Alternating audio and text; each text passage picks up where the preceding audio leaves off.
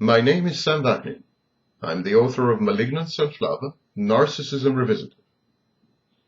Heterosexual narcissists desire women as any other red-blooded male does, or even more so because of women's symbolic nature in the narcissist's life. Humbling a woman, humiliating her, and subjugating her in acts of faintly sadomasochistic sex is a way of getting back at mother. But the narcissist is frustrated by his inability to meaningfully interact with women, by women's apparent emotional depth and powers of psychological penetration, real or attributed, and by their sexuality. Women's incessant demands for intimacy are perceived by the narcissist to be a threat. He recoils instead of getting closer. The cerebral narcissist also despises and derides sex. Thus, caught in a seemingly intractable repetition complex, in approach-avoidance cycles, the narcissist becomes furious at the source of this frustration. Some narcissists set out to do some frustrating of their own.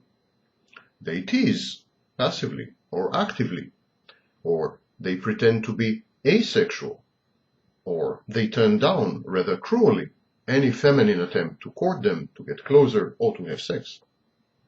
Sadistically, such narcissists tremendously enjoy their ability to frustrate the desires, passions, and sexual urges of women. Makes them feel omnipotent and self-righteous. Narcissists regularly frustrate all women sexually, and significant women in their lives, both sexually and emotionally. Somatic narcissists simply use women as objects and then discard them. They masturbate, using women as props, flesh and blood aids. The emotional background in both cases, cerebral and somatic, is identical. While the cerebral narcissist punishes through abstention, the somatic narcissist penalizes through excess. The narcissist's mother kept behaving as though the narcissist was and is not special to her. The narcissist's whole life is a pathetic and pitiful effort to prove his mother wrong.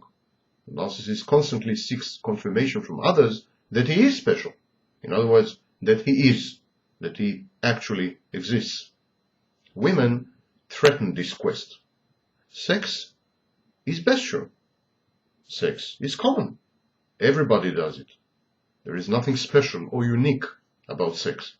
Women's sexual needs threaten to reduce the narcissist to the lowest common denominator, to render him average, mediocre. Intimacy, sex, and human emotions are common even to intellectually challenged people. Narcissists cannot be identified with these dimensions of human existence. Everybody and anybody can feel, copulate, and breed. There is nothing in these activities to set the narcissist apart and above others. And yet, women seem to be interested only in these pursuits. Thus, the narcissist emotionally believes that women are the continuation of his mother by other means and in different guises. The narcissist hates women virulently, passionately, and uncompromisingly. His hate is primal, irrational, the progeny of mortal fear and sustained abuse in early childhood. Granted, most narcissists learn how to disguise or even repress these untoward feelings, but their hatred does sometimes get out of control and erupts, and the mask falls, and you see the true face of the narcissist. To live with a narcissist is an arduous and eroding task. Narcissists are infinitely pessimistic, they are bad-tempered, they are paranoid and sadistic in an absent-minded and indifferent manner. Their daily routine is a rigmarole of threats, complaints, hurts, eruptions, moodiness, and rage.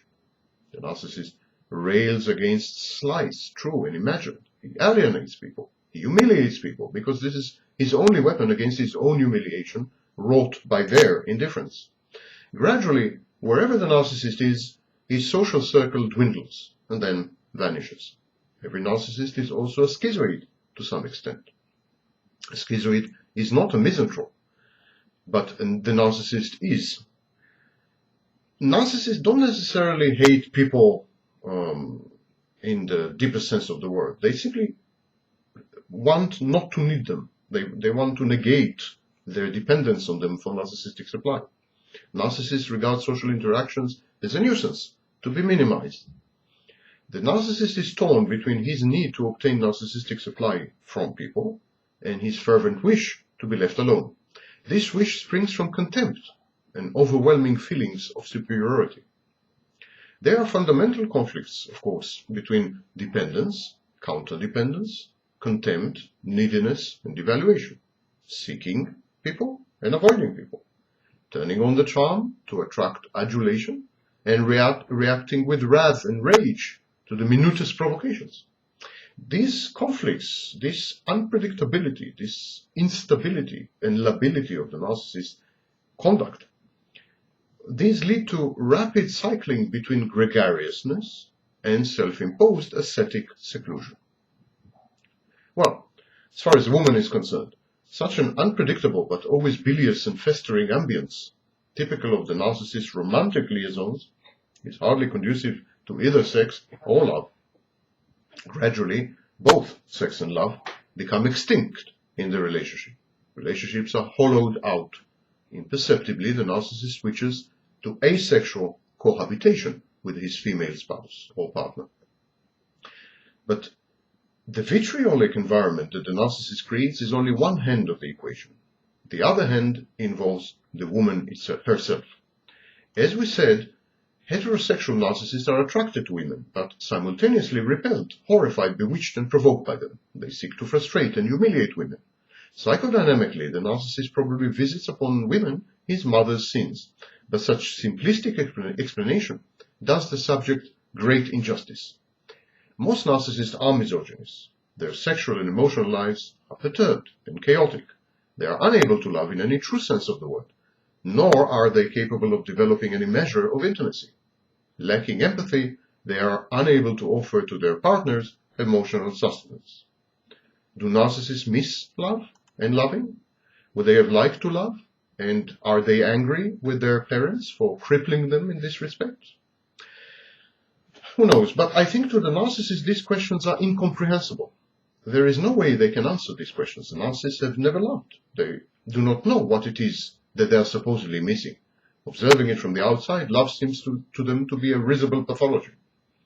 Narcissists equate love with weakness. They hate being weak, and they hate and despise weak people, and therefore they hate and despise the sick, the old, the young, and women.